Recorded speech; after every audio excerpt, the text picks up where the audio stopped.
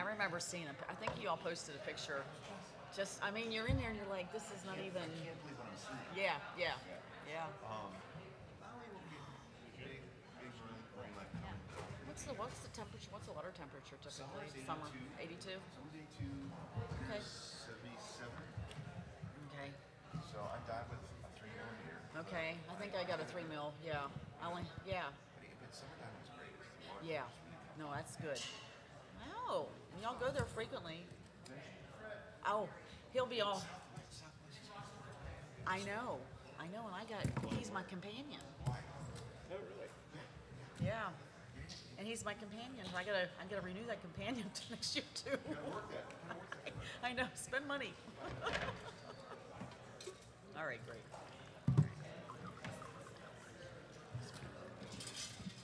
We have more people than last year. We do. But we have You want to share this one? way more Does that space. work for you? Is that lit? That's good. I'll take the more people. Where is the light? Oh, They don't have lights. yeah, seems to be. I know. I'm used to like being able to go. Good morning. Yeah. Yeah, there's no. It's okay. It's old school. Hello. We've gotten a little spoiled, is what I that know. I means. feel so soft. Yeah, I'm like spoiled. I know. I'm like, We are. Yeah. We really are. We want our broadband to Yeah. work all the time. We want on-off buttons on our mic. yeah. Hi, good morning.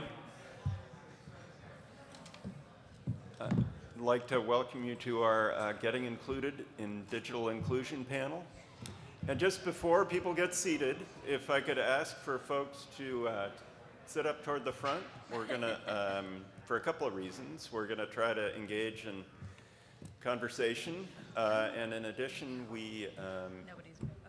Okay. it was a little bit difficult to hear questions from the back at the last panel, so it'd be great if people could move toward the front.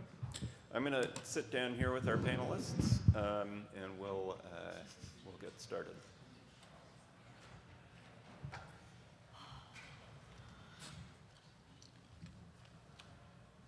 Hello. Again. I'll try that one. Hi, my name is Brian Roberts. I'm the president-elect of NATOA, and also a policy analyst with the Department of Telecommunications at the City and County of San Francisco. And this panel is about digital inclusion planning and the benefits of that, and it's a particular interest to me. We're kind of engaging in our first planning effort in 12 years in San Francisco. So we have a terrific panel here to guide us through this topic. We have, and I'll speak from my right to, first we have Angela Seifer, who is the founder and director of the National Digital Inclusion Alliance. Her leadership of NDIA caps 20 years of digital inclusion experience with community organizations, local, state, and federal government. Angela is returning to NATOA, and I promised her that there would be no band rehearsal during our panel this year. Next we have Rondella Hawkins, who is the Telecommunications and Regulatory Affairs Officer at the City of Austin.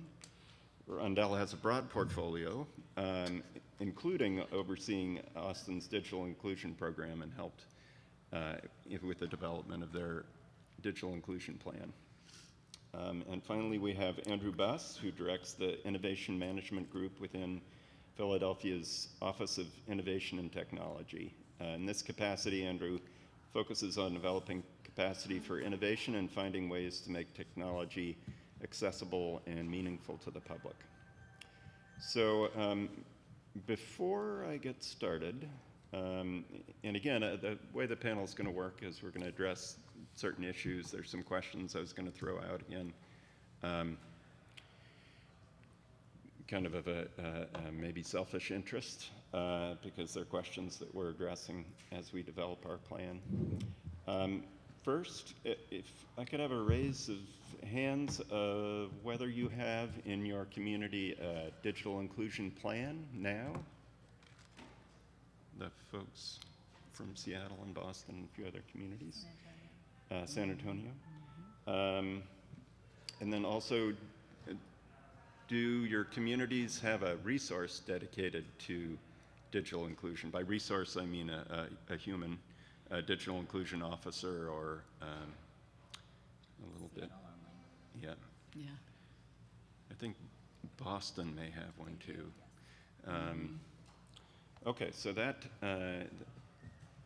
kind of gives a sense that this is a new field, generally nationally, and I know during the BTOP grant period there were a lot of cities engaged then, and there was some funding available. But now I think I know in San Francisco we've come to realize that we need to take on a lot of those responsibilities ourselves and devote resources to them. So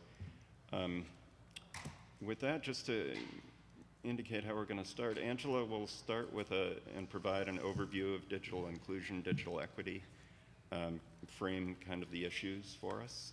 Rondella will describe the implementation of Austin's digital inclusion plan, and Andrew will describe the evolution of Philadelphia's digital inclusion programs and the current sustainability and innovation grant program that Philadelphia operates. So Angela.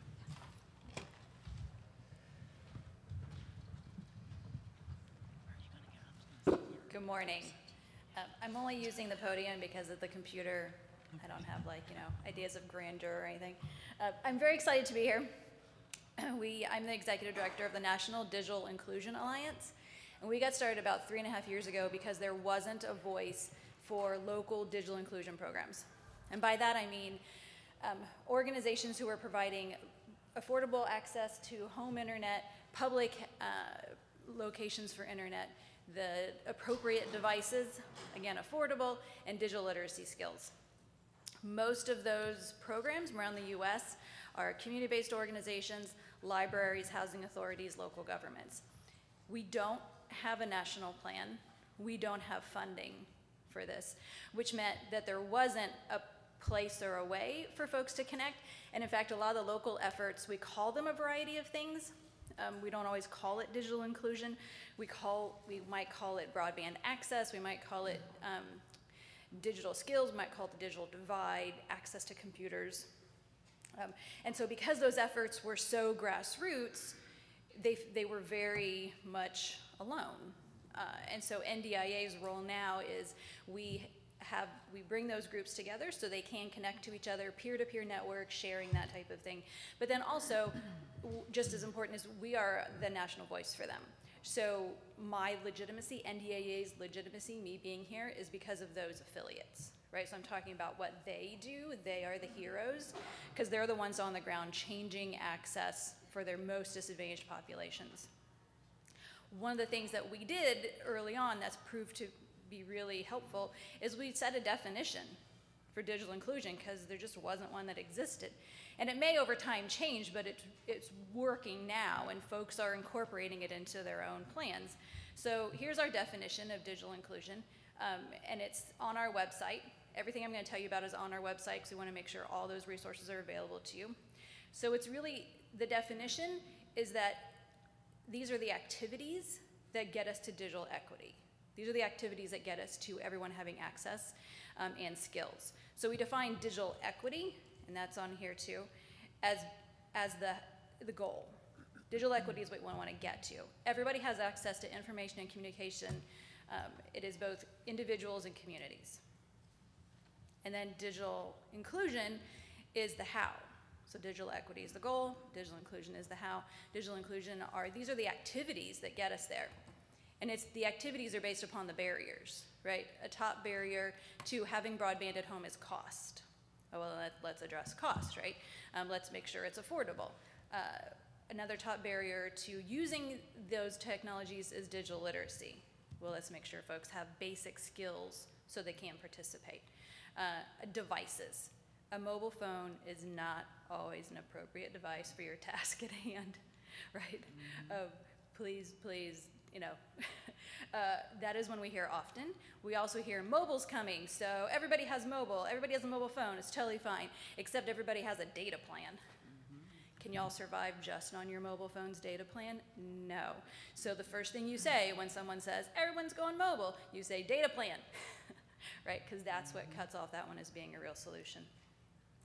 So when NDIA got started, we thought we were going to be representing community-based organizations and libraries. And then very quickly, we like to joke, small local governments joined our party. They just started showing up at all of our stuff. and they joined as affiliates, and we were like, what the heck? We're now at like 20 municipalities around the country, and we didn't recruit them, they just showed up.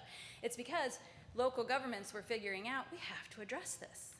We can't just think that it's gonna solve itself, because it's not. The services that the local government wants to provide, they can cut their costs by putting them online.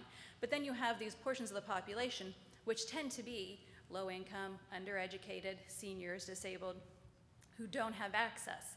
And so then you put everything online, and then those folks don't have access. Plus, you all know, just to do day to day, your banking and interacting with your jobs and your family, it's all online now. So one of the things that we did was we created this Digital Inclusion Trailblazers project. And again, this is on the website. So what we did is we created indicators, and you'll recognize some of the cities on here. The indicators are, just as Brian was asking at the beginning, it includes who has a plan, yes or no. Who has staff, yes or no. Who is participating in a digital inclusion coalition? Who's conducted a survey? And if a city can answer yes to any of these, they give us a link. Austin, Boston, Charlotte, Kansas City, Long Beach, Louisville, Madison, Philadelphia, Portland, Raleigh, San Antonio, San Francisco, San Jose, Seattle, Washington, D.C., Wilson. And these, again, we are very small. We are about 2.2 FTE. So we don't really have time to go look for who's doing cool stuff. Folks come and they say, like, hey, we're on your list. Throw us on there. So if you're doing the things on here, tell us. We put you on the list. I do get calls from the media weekly about digital inclusion, which, side note, this is all very exciting because I've been doing the same work for 20 years and my popularity has gone through the roof, right? And it's not me. It's because more people care about the issue and they want to talk about it. So if your city is doing the things on here, tell me. We get you on the list, and that helps with promotion for your activities. One of the other things that we have is a Digital Inclusion Coalition Guidebook. So what we're seeing is that cities will have or not have a digital inclusion ecosystem. So this is where the folks the organizations that are doing any of those activities I mentioned, affordable home broadband, public broadband, like public computing centers, the digital literacy skills, which is a continuum. It could be a variety of training classes. It could be one-on-one. Who's recycling computers and getting affordable devices out into communities, right? Who are doing those things? Very few communities have one organization that has a digital inclusion nonprofit focused on only digital inclusion. Most communities, it's a library, and yes, they do digital literacy, and maybe they loan out hotspots, and maybe they're part of a coalition, but really they have this much broader mission. And maybe it's a nonprofit that works on literacy. And then they ended up doing digital literacy because if you're teaching folks how to read, often the tools for that are on a tablet. So it's organizations where their end goal is something else, but they do the digital piece because that's what they need to do to get to their end goal. So we call this a digital inclusion ecosystem, where you find out who's doing these different pieces, and they simply know each other exists, and they refer each other, and they form partnerships, and they go after grants together. That's a digital inclusion ecosystem.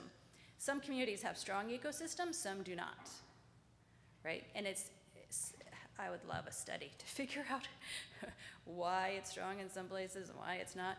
I think the whole state cable franchising has an impact on that, right?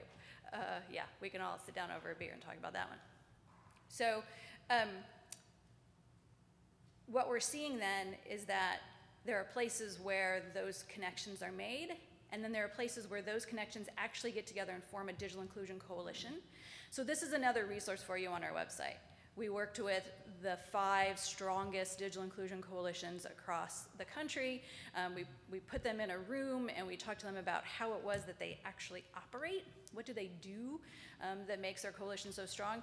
And for those coalitions, their end goal is awareness, advocacy, resources. Like, they want to change the conversation in their community. They want to strengthen that. So it's different from a group of 2 or 3 organizations getting together and doing a project together. The coalitions, we defined them as community-based coalitions, so anybody can join, participate in the conversation. The Kansas City Coalition now has regularly 50 or more participants at monthly meetings. That is humongous. And it's because they just kept pulling in more folks. And what they do at those meetings is they talk about what the different folks are doing, which then creates that ripple effect, like, oh, we could do something like that. Or wait, we are the missing piece in what those folks over there are doing. So this is another resource for you. As an organization, NDIA, it's free to join, it's affiliate-based, because again, we represent the folks on the ground. I encourage you to join, participate in the listserv. We have an annual conference every year. Our annual conference coming up is in Charlotte. We were in Kansas City the first year, then St. Paul, Minnesota, and then Cleveland, and now we're going to Charlotte. We expect 300 to 350 attendees. They are the same kinds of folks as I just described, community-based organizations, the libraries, the local governments, the housing authorities, plus providers, national advocates, et cetera. I'm here the rest of the day. I don't leave till tomorrow. If more folks want to talk one-on-one, I'm happy to do that. Thank you, Angela. Rondella? All right, well, good morning, everyone. In Austin, we have had a longstanding commitment to digital inclusion. I mean, going back, I always say that our digital inclusion started when we were public access television, because that is digital inclusion, and it's continued. We have had longstanding public access computer labs, and but we realized, and this was in 2014, we had the National Broadband Plan was adopted. Finally, broadband was, that was about the time that was like, okay, this is not just a luxury, it's a necessity. We need to ensure that all of our residents are engaged in digital society and have access, to the internet, to computers, and have literacy, and work. So that was the time when our city council actually passed a resolution directing the city manager to develop a digital inclusion strategic plan, and it to be intentionally community-driven, and it was actually developed. We had a broad-based sector steering group that helped us. We actually internally developed a plan, working with our innovation office, and so the city council adopted the plan, and we are in the process. We are implementing it. We're in the implementation stage, and it was. Actually, it had about 20, we actually had 25 action items, identified their primary audiences, and accountability metrics are outlined across 5 categories: connect, engage, include, integrate, and coordinate. And we are implementing it, but our office, I mean the city, we're facilitating the Digital Empowerment Community of Austin, and that's actually similar to the Kansas. We have, actually, it's community-driven. We have private sector partners. We have the school district. We have nonprofits. We have city departments that are actually helping to facilitate and implement the plan. We actually have, we do an annual assessment, kind of checking in where, what our progress is, and we're updating it. We actually do a residential technology survey, where the goal is to conduct it every 3 years, contingent upon funding, of course. And then that allows us to identify kind of where, how the needs are changing, where are the gaps. I mean, Austin, and like many communities, it's changing, the demographics, and what was once a lower income neighborhood it's more millennials, it's just, the needs change. So we just want to make sure that we're targeting and allocating our resources and our programs in a really intentional and strategic way. Thank you. Andrew? Yes. Thanks. Hi, everyone. So I'm going to take the sort of the opposite approach of Rondella and just put it out there that Philadelphia does not really have a digital literacy or inclusion plan. If we do, it's sort of a very loose one, and that can be good or bad. I think we've managed to do some interesting things despite not having a really nice plan like Austin has had. So I thought what I would do to get to where I'm talking about what I'm involved with now and what we're doing around digital literacy, I'd try to do sort of give you the path for how we got there, and I promise it'll be much more exciting than I just made it sound. But so some of you might remember, let's say between 2004 2009, there was a program in Philadelphia called Wireless Philadelphia.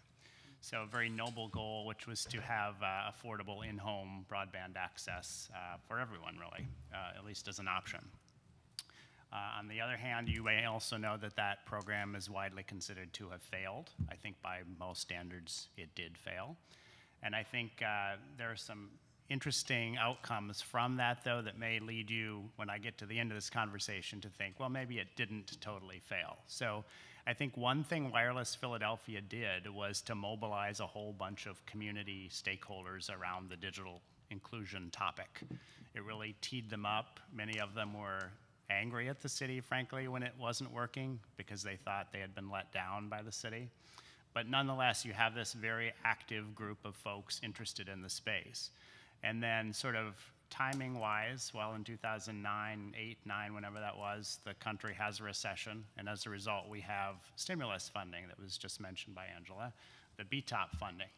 So the city then goes through a couple of painful years of applying for these. There are a couple rounds, if you remember this process, and eventually we do win a broadband adoption grant as well as a public computing center grant. And then the next few years is spent implementing these grants in a very collaborative way. It was, I think, a great experience for Philadelphia. I always say it was one of the most creative things the city has ever done just because of the way we implemented it. It was very, I think, community and collaboratively driven. So anyway, keeping the stakeholders involved, and at some point we had about 80 plus public computer centers in the city. The grant ends. Fortunately, the city is lucky to sustain between 50 and 60 of these centers. And then we go back to the timing, and that's kind of my punchline at the end is timing is everything. But going back to the timing aspect of this, it comes time to renew our cable franchise agreement with Comcast. And as you know, this is going much more toward in the internet direction than it is cable, right? So we use these community stakeholders. We have a survey done. We did a community survey, and there are questions in there for the first time, really, about internet and not just cable. And then this process continues. There's a lot of advocacy around this. And eventually, at the beginning of 2016, the city comes out with this pretty great agreement, really, that has a whole bunch of internet provisions in it. So an expanded Internet Essentials program, very robust institutional network program, and then finally what I'm working on and the city is doing now, which is the Digital Literacy Alliance. That's essentially a seed fund that was started by Comcast with the intent of, it was very vague at the time, but with the intent of doing something creative in the digital literacy space. That's how general it was. So over the last couple years, and we're at about the, I guess, the 2-year mark now, we've really been acting as a grant maker for small community organizations in the space, really just trying to seed innovation in the space. That's how I think of it. So Philadelphia's got some good infrastructure going in that we have a group called the Technology Learning Collaborative. It's basically a networking and professional development group. So there's kind of that human infrastructure side taken care of. I think the physical infrastructure, in terms of at least public computing centers, is pretty good now, thanks to the work we did through the BTOP grant. And then I think what we were looking for in the space was really the seeding of innovation, and that's what we're going for with the Digital Literacy Alliance. So we're 2 cycles of grants in now. They're kind of all over the place in terms of topic, and that was done intentionally.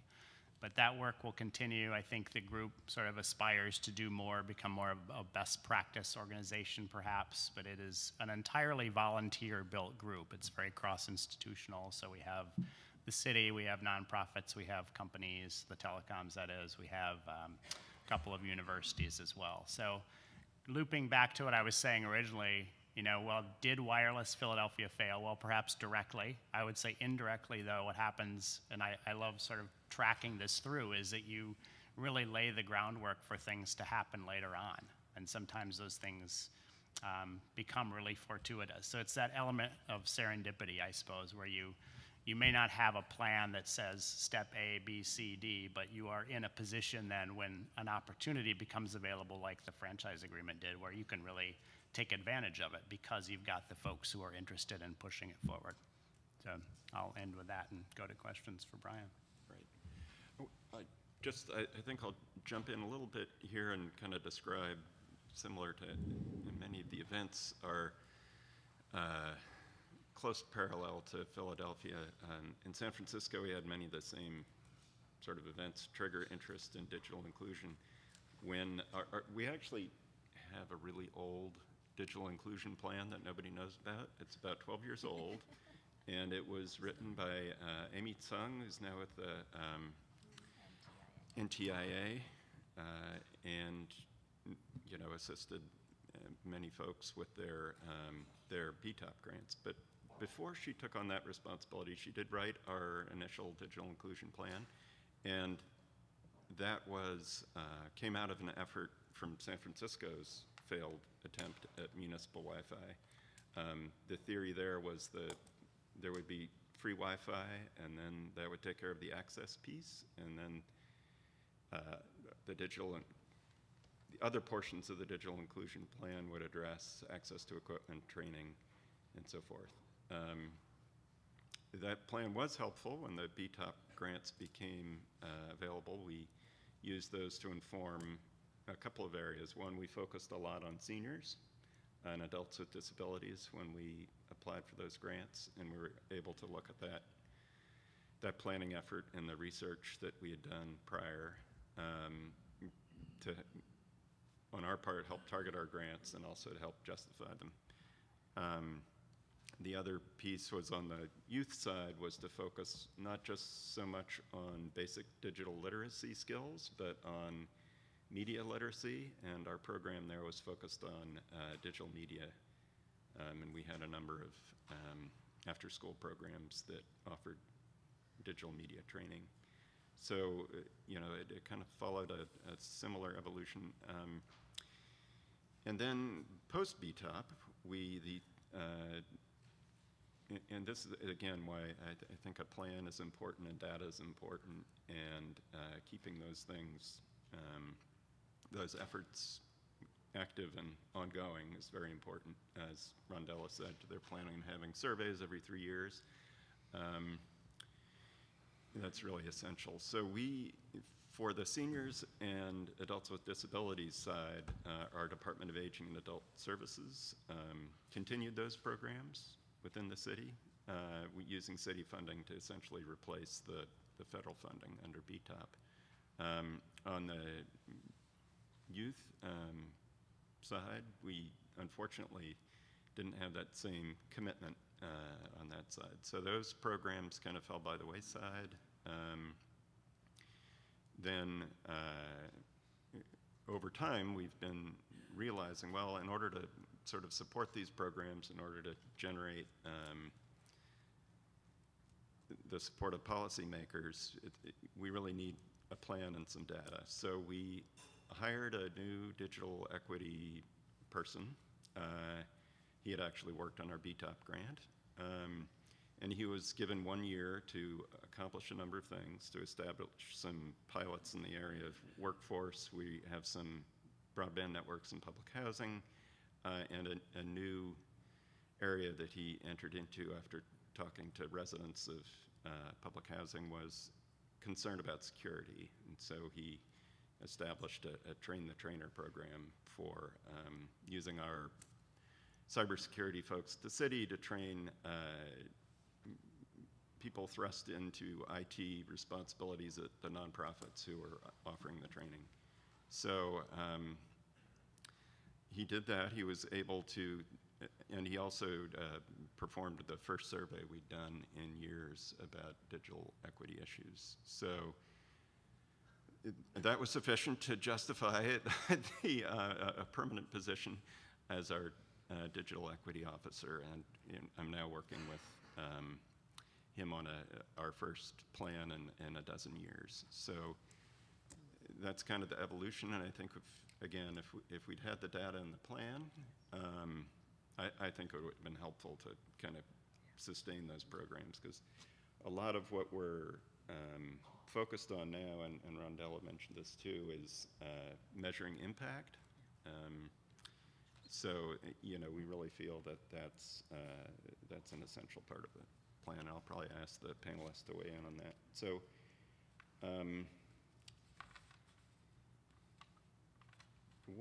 I think Angela did a great job of defining digital equity and inclusion for us. But one question I had for the group is, why is digital inclusion important for local governments to have a role in, for cities and other local entities? What need are we addressing? There's a lot of service providers out there. Let me start.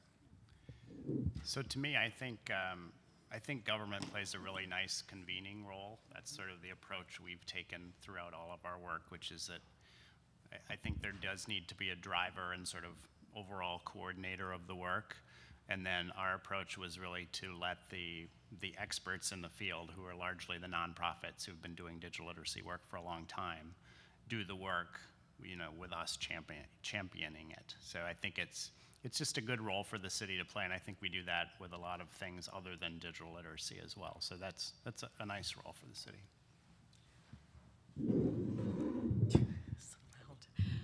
So I would, definitely local governments serve as a convener, and also, it's why we do it is that we want to ensure that all of our residents are connected and participating and have access to all the various services and benefits and that are all online.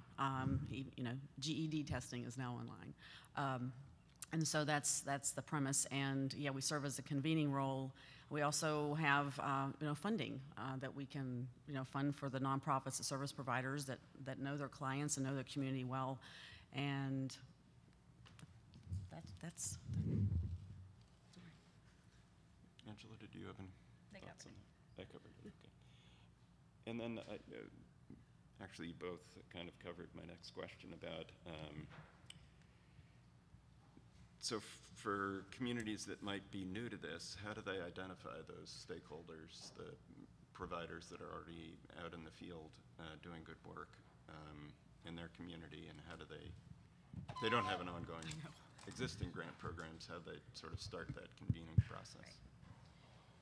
So that one is tough because of how I described that folks call lists different things, and someone who is making sure that the participants in their program have access to the internet because they have a different end goal, because it's important to their mission. Finding those folks is a matter of asking around. If there happens to be one organization in your community that's working on multiple, we call it like the legs of the stool, working on multiple aspects of digital inclusion, if you start asking around, you're gonna find that one pretty quick, but it's the ones after that are more of a challenge, and it does require you just keep asking around. It seems like a good job for an intern because it's somebody who just keeps asking until you can gather. And we have stakeholder lists, right? So it's not like you'd have to start from scratch, but there's a list, and you're like, okay, senior centers, did we check that one off? Folks serving veterans, you go through the stakeholder list and you figure out who in our community is serving or doing these kinds of programs and asking around to pull them in. The libraries are the clear first stop, and sometimes they know who the other folks are, and sometimes they don't. It depends upon how your library operates. The affordability piece of it, there might be nobody doing it, right? That's the reality. That's where sometimes talking to the providers, sometimes the providers know, particularly if you have Comcast, and I hate to say it, but even AT&T, they do have relationships in the communities, and sometimes they do know which organizations are promoting those companies' low-cost offers. So I would also ask them.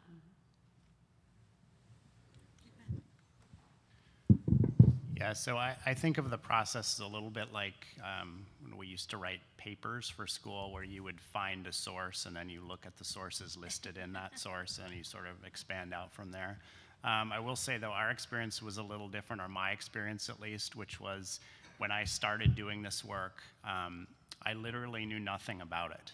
So I worked for a very energetic person at the time, and he ran into my office one day and said, I want you to go meet with this guy. He's doing something around BTOP, digital inclusion. I didn't know what any of that meant, but what happened ultimately was that I did meet with that guy, and he was sort of a nucleus for all these groups that had already been formed out of the Wireless Philadelphia program I was mentioning. So it sort of came in a neat package for me, but I think, you know, throughout the work we did sort of add stakeholders as we went along who seemed to fill out the coalition pretty nicely.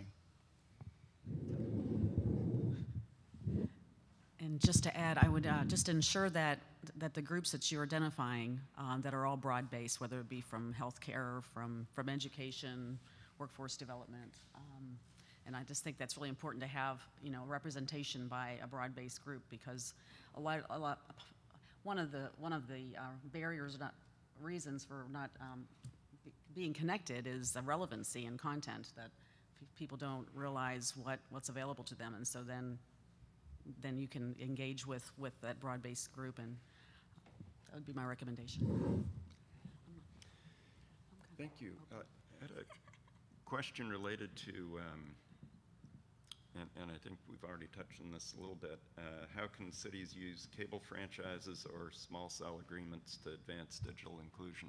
I know we're typically talking about access to the internet, which is not a cable service, but just what are some prospects there? And I know we heard from San Jose the other day, and I heard from Shireen describe their recent deals on the small cell side with that had cash benefits that then would be used for digital inclusion. And I'm wondering if you all could speak to both those topics. I think I sort of laid out a couple ideas for that already, but I would add that I think that key is that people working on the franchise agreement are sort of in the space enough where they know they can ask for that kind of thing, because you could go ahead and make the agreement just straight based on cable and never get anything related to the internet. But for us, when we were negotiating this, we had some really smart people working on it who were savvy enough to know the direction these agreements were going. And we had also done that community survey I mentioned, and everyone was talking about internet. So I think you use that sort of community engagement around that, coupled with wise leadership and negotiating skills. And I'll say I was not involved in negotiating that, but the people who were doing it were just very, very aware of the direction this was going.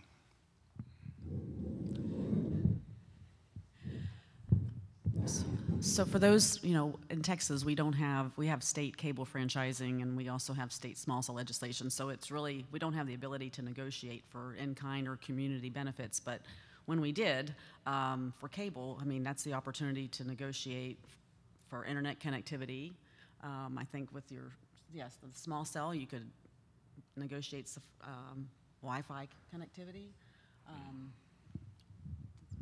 Thank you. And then another question maybe for you, Rondella, is how do you measure the impact of a digital inclusion program? How do we measure? Well, we've got actually, I have it on my phone. I've got some of our performance metrics that we identify, looking at how they measure the digital literacy skills. We do like more of an entry and then an exit once they can conduct the training, so we want to see what the outcomes. We look at the quality of the training from doing evaluation from the client. We have measures as far as, you know, number of clients served. We have a whole kind of dashboard And I'll be happy to share that with the audience. That'd be great. Can I note a different strategy that these two cities have taken is that Austin funds one digital inclusion organization that then supports the other digital inclusion the other organizations that have digital inclusion services, right? Did you catch the difference in that? And then what Philadelphia does is supports different organizations that have digital inclusion components, right? So they've gone at it in different ways, but the end result is valuable. As far as outcomes, I would sort of add to it from an innovation angle as well. So I think for our particular program, which is, as I said, trying to seed innovation in the space, I think one nice measure is whether the program or the grant you fund is ultimately sort of picked up by the organization and continues, because you're really trying to, you know, help people see the value of the internet. So you try interesting programs, and I think looking at some of our first round grantees, and this applies to our innovation fund too, which is separate from the Digital Literacy Alliance. I think when you see that program being continued with other funds by that organization or even spreading across organizations, that's a pretty cool indicator that your idea was pretty good and it's seen as being valuable. So.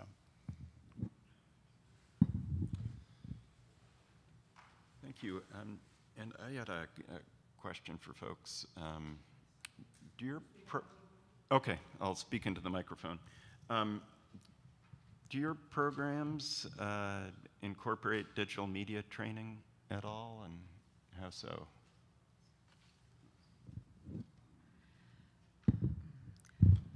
Yes, we actually have digital media training with a nonprofit that operates our community media public access TV. But also we do have a grant program, the Grant for Technology Opportunities, GTOPS, and there's been multiple recipients of some of the grant funds for digital media. Okay. And Angela, how typical is that to kind of include, you know, historically we've thought of digital inclusion as providing sort of minimal training on how to use Facebook and email and write a resume. Right. I think as we, as a society, as technology becomes more part of our day-to-day and how we use it keeps changing, also the work that's on the ground also keeps changing.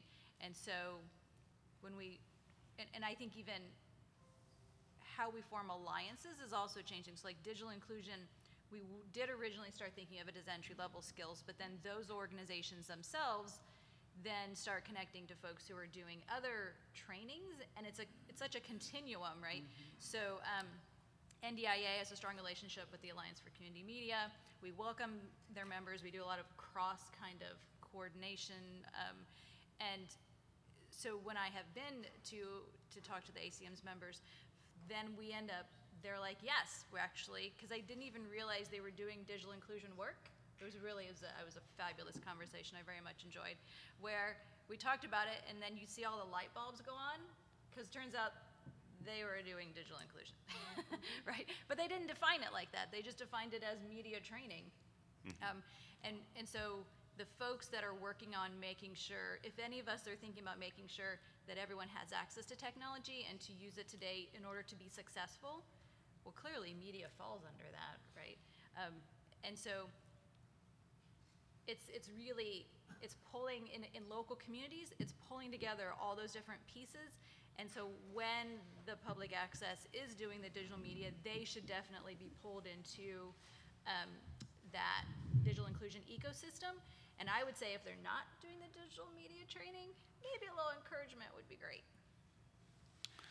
Yeah, it feels like almost a nice level 2 kind of training to me. So once you deal with basic tasks around using a computer and the internet, then I think you should be doing some digital media training, because you want to be thinking about, okay, you guys know how to use basic technology now, but how do you stay safe while you're using it? How do you not be mean while you're using it? How do you decipher good versus bad information when you're using it? So I think there was one grant we funded in the first cycle that was about that, and I think we'll see more of that kind of thing, sort of as the, ideal anyway, as the landscape of people who really don't know how to use a mouse decreases. Right, and I had a question about affordability. It seems like there's a couple of approaches that are pointed to. We heard yesterday from Comcast's digital Internet Essentials program leaders, and so that's one avenue, is a carrier-based discount. And I know in San Francisco we've had a couple of efforts to look at sort of building our own networks, essentially, in order to ensure that, kind of out of frustration with the failure of the private sector to offer affordable internet, looking at providing it ourselves, so we'd have more control. And are there other approaches to encouraging affordability for the service?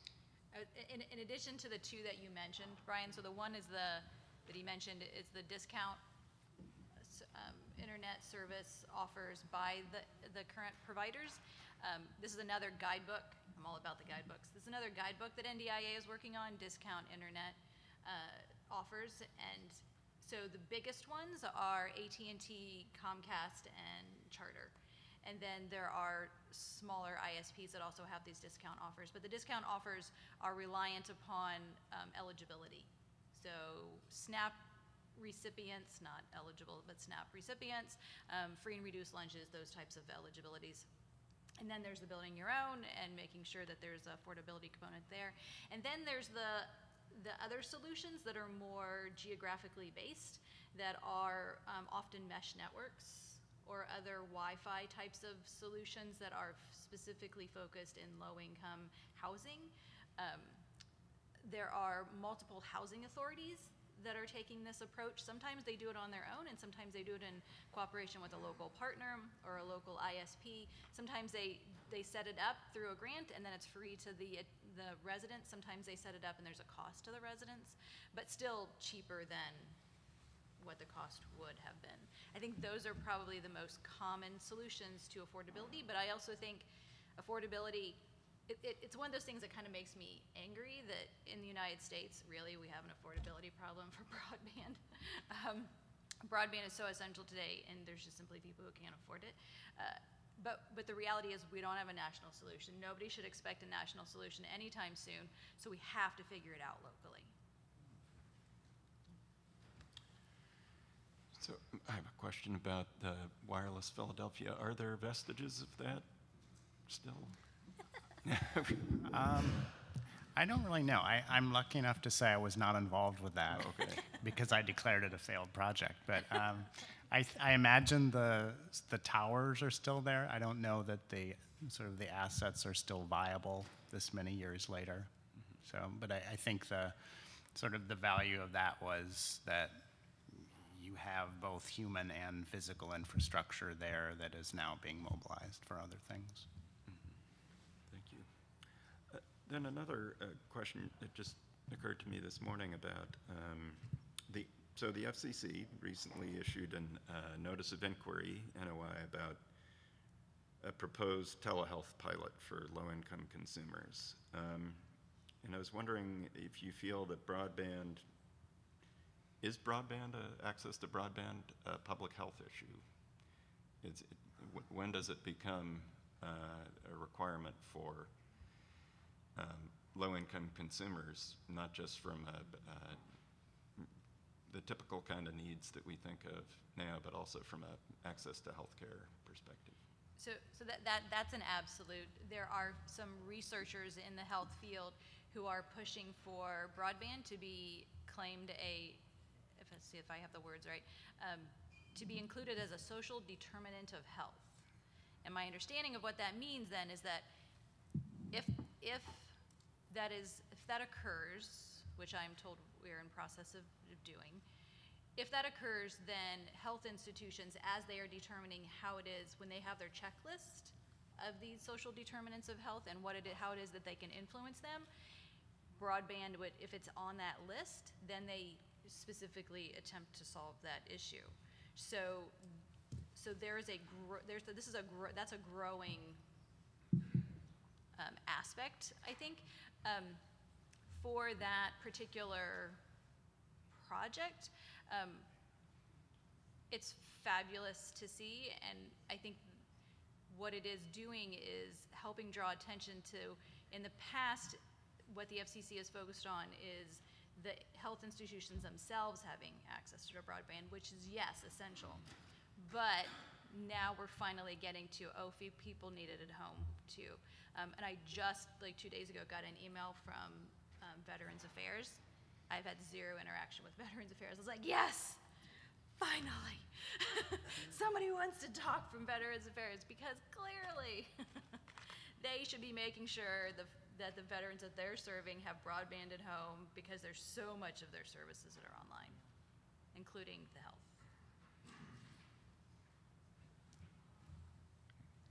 Thoughts? So those were kind of my questions, and again, thank you to the panel. And I was wondering if folks had questions for our panelists. Is Gabriel? So sometimes I run into this attitude, elected officials or staff or local governments or even interested parties, where they say, well, there's no interest from the populace asking for digital inclusion, so it's not a thing that our city should be worried about, because the constituents are not asking for it. And it sort of completely misses the point.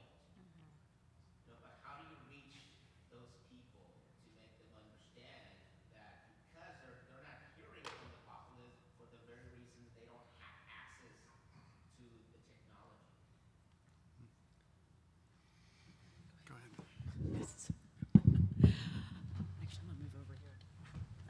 I'm gonna move a little closer. I really think data. I think having some sort of data, and that means going out into the community, into libraries, into anywhere, and just trying to, I think having some data to demonstrate that there is a need and there's a desire, and then having that you go, to your elected officials or your management, city management, and also just to identify other communities and other cities that have programs and kind of and look at the outcomes of those. And I just think that's how I would approach it.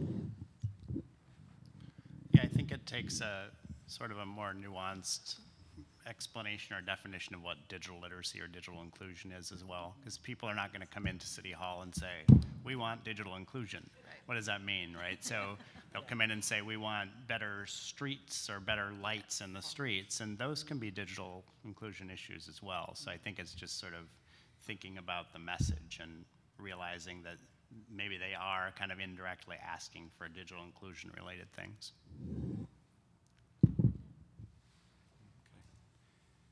Yes, Jordana. Jordana, it's based in San Antonio. One of the ways that we brought the issue to the public agenda was with data, like Mandela said, and bringing Angela Seifert and Gabriel and Joanne Lopez and other people to the table to look at all the data, see what we look like, and then we could mobilize and start the Digital Inclusion Alliance. So that was important. And I also wanted to invite people to read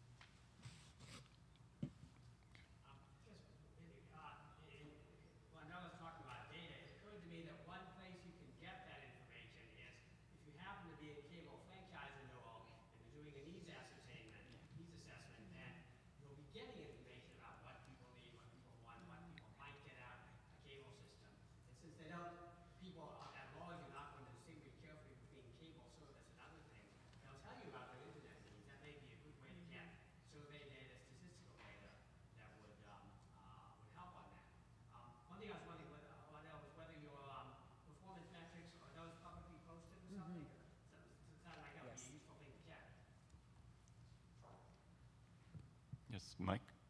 Mike Wasserman from ACM. Three quick things. One, the thing that you're saying about service delivery, I think speaks directly to the case for why all levels of government need to be involved in this type of activity. It's incumbent upon, I think, government officials also, or all strikes to think that citizens have to be included in the economy. And all parts of our economy will be mediated in this way. If they are not already. Right. So, and that goes for government as well. So to the extent that government doesn't want to serve its own citizens, that's a different discussion for a different day. But that's, I think, one of the fundamental reasons you need to be having everybody in the internet economy. Second thing I just want to point out is that what you're describing, and I agree totally with you, Angela, about everything being local here, is because it's all ad hoc education, because we have no philosophy of community-based learning, lifelong learning in the United States. It's a void that we have, and we need to have a national agenda for community-based learning. Right. And we need to be dreaming big about that. I agree. Because learning doesn't just happen in a four-year institution. It happens continuously in our communities of all sizes. And it happens on an informal basis. We know that from all of the housing projects that you work with, the housing projects I work with when I was in Minneapolis, St. Paul, all the public access education centers, all the libraries. Learning is a part of our economy and a part of something fundamental to our communities. We have to actually have that as part of our national agenda. We have no coherent philosophy regarding community-based learning in America. The last thing I just want to point out, this is the question for you. I admire what happened in Philadelphia with the cable franchise, but I think staking digital equity or digital learning benefits on cable franchise revenue is profoundly wrong unless we change the stakes of the game nationally to ensure that 5% of cable revenue on broadband pipe can go back to community education. 5% of cable revenue is going to be less and less money in the future. 5% of broadband revenue is going to be an ever-expanding pie. And unless we actually make that a fundamental priority, we'll be involved in a zero-sum game where we're eating our own benefits, our pie will be shrinking, and we'll be pitting one informal learning system against another informal learning system for ever-shrinking resources. So we need to be dreaming big about this, and we need to be changing priorities so that we actually have something that's sustainable for our communities. And I think that's the 5% for all types of broadband across America. And unless we do that, we will only be killing ourselves and having fewer and fewer partners in the long term, because we'll be pitting our organizations against each other for shrinking pie. And, Not our pie. and that's related to the fact that we don't really, right now in the US, it's no regulatory agency's job, it's no regulatory agency's job to look at broadband. Right? The FCC is really like, yeah, sometimes we work on these issues and sometimes we say it's not our job. And the PUCOs, other than a couple of them, say, yeah, it's not really our job either. So it's what I think Mike's point is really valid, is that we have to go at it, all of us together on a national scale. And we have to say, yes, actually, it is people's job. And one of the parts of that regulation needs to be that we need to make sure that we are funding the programs that make sure that everyone is on. And we're at the moment, we're not there yet. Yeah, but I think it's just sort of, it illustrates a sort of tendency to latch on to one direction and think you've solved things. I mean, I think when Angela was talking about how everyone has fallen in love with mobile, right? Mobile is not the answer for everything, but it's kind of dangerous to put that message out there that, oh, everyone has access to mobile devices, that we've solved this crisis, and that's just not the case. I think it reminds me of your comments about cable franchise agreements, which is that we think we can solve everything, and that's, to me, and I think speaking for Philadelphia, it's really just one angle, one piece of the pie, as you said. Yeah.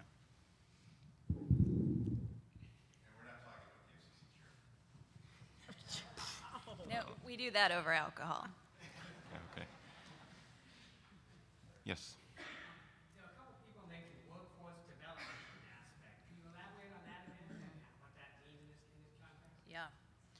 So since there's not a funding source for what we would call digital inclusion, where it often ends up falling is workforce development, because you can't even apply for a job anymore if you're not using the internet to do it. And then most of those jobs do require at least a basic level of comfort with technology. The workforce programs today that don't teach people how to use a spreadsheet just make me want to scream, because that's kind of a basic skill now if you're working in any kind of office situation. So the workforce piece is not only legit, like it really, like you absolutely have to have it, but it's also the way that the programs that are sometimes running really entry-level digital skills will define themselves as workforce development because it's the potential funding for them.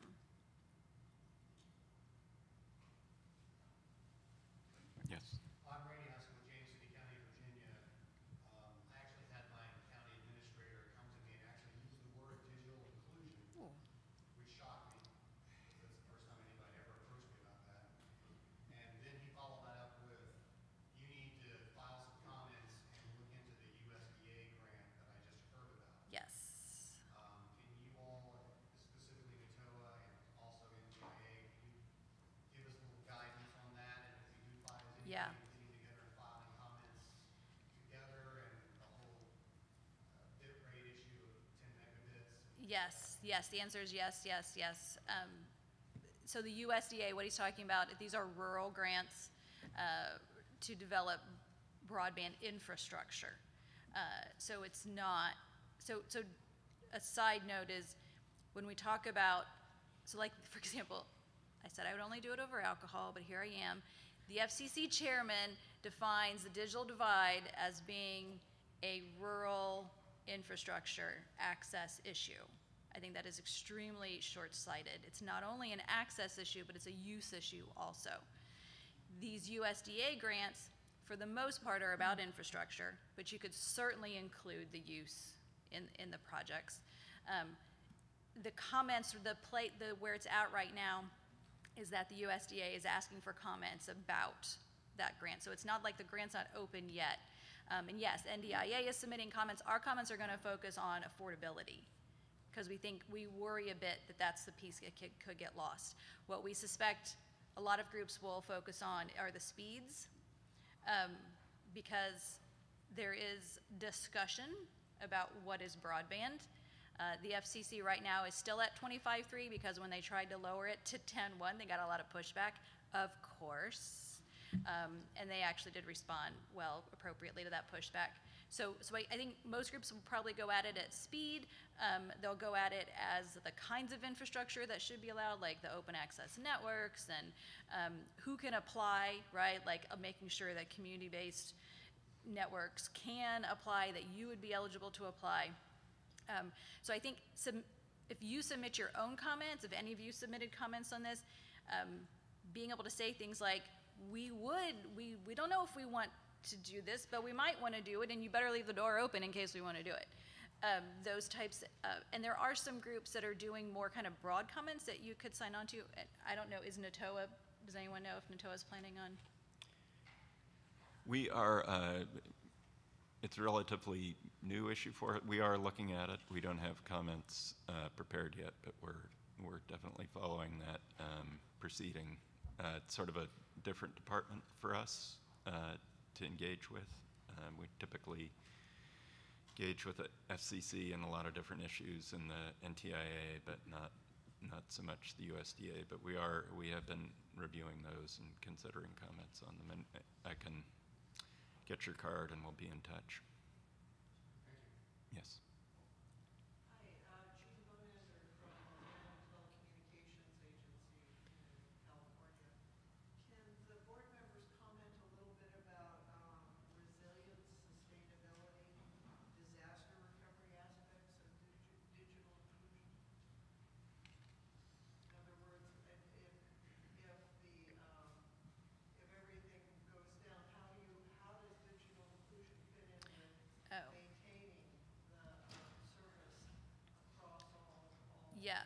Yeah, so that is a strategy that some communities are using.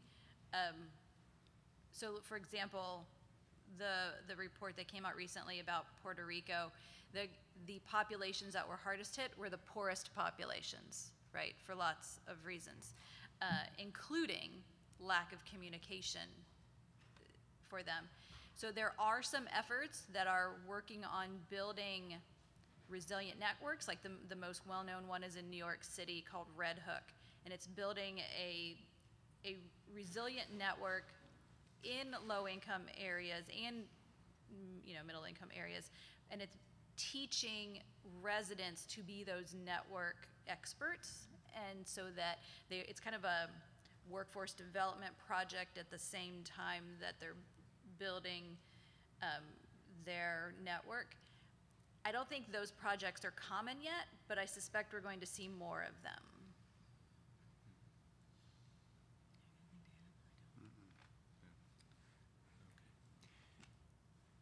Yes, hi. At the Federal Reserve, we're working with the Gulf Coast region, and the New York Fed, also starting to work with them for Puerto Rico and the U.S. Virgin Islands for disaster recovery and response, and having broadband be the foundation of where the funding is going to go to build resilient communities for the future, for workforce purposes, everything that you want to be ready for in the event of a disaster and for the long-term economic development. So there is a lot of work being done with that. Under the Community Reinvestment Act too, I should mention more broadly, you can access a paper that I wrote to your point about the digital economy, preparing workers for the expanding digital economy. It's available on the Federal Reserve website. That's one that I wrote because we changed the Community Reinvestment Act to include broadband infrastructure, but we also, under CRA, workforce development is critical. So this piece makes it clear how it must include digital inclusion, must be the core of workforce development as we move forward, and just why, right? It talks about all the changes in our economy. So just know that you have a lot of evidence as you're writing grants, as you engage with financial institutions. San Antonio, we had one CRA roundtable, and already $1 million has gone into digital inclusion programs in just 1 year. And then we're looking at new market tax credit deals and other things for broadband infrastructure. So always looking at, under CRA, especially for sure, digital inclusion and broadband infrastructure together. We want banks and other institutions that we work with, like foundations and so forth, to layer their investments. It's not one or the other, it's the 3 legs of the stool or the 6 items that NDIA has, Right. that make success. So we should note, Jordana is quite the champion for digital inclusion. We are extremely fortunate to have her in the room, in the field. The Federal Reserve Bank, each of the regions, some are super engaged, like Jordana's clearly the champion. There's also an individual at the Federal Reserve Bank of Kansas City who's going at this gangbusters, which is putting people in the room, simply putting people in the room to talk about digital inclusion. But it's the Federal Reserve Bank putting people in the room to talk about digital inclusion. Like that totally has people's heads blown, right? So know that Jordana is a ally to you. Her work is, and you might find someone in your Federal Reserve, right? Like if you can find that right. Yes, they have a little, you have a group of cohorts that are like Jordana's peeps, right?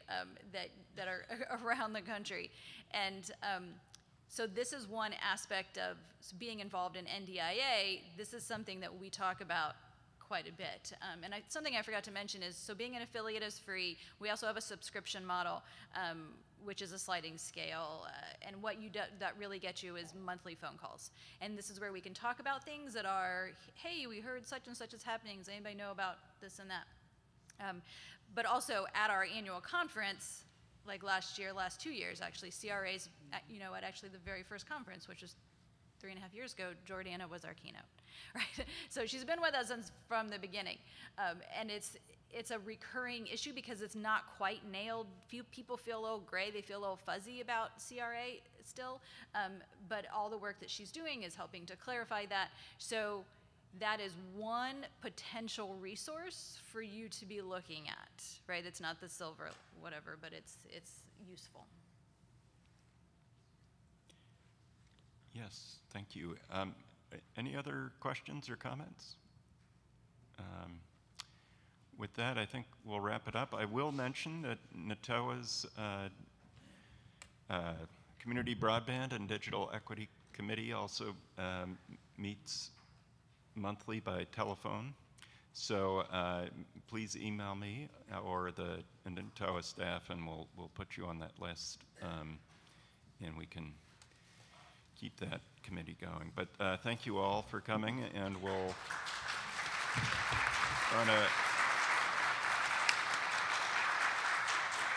on a related topic, we'll be Gabriel and I will be presenting the Digital Community Broadband and Digital Equity Awards at lunch today. So we'll look forward to seeing you there. Thanks.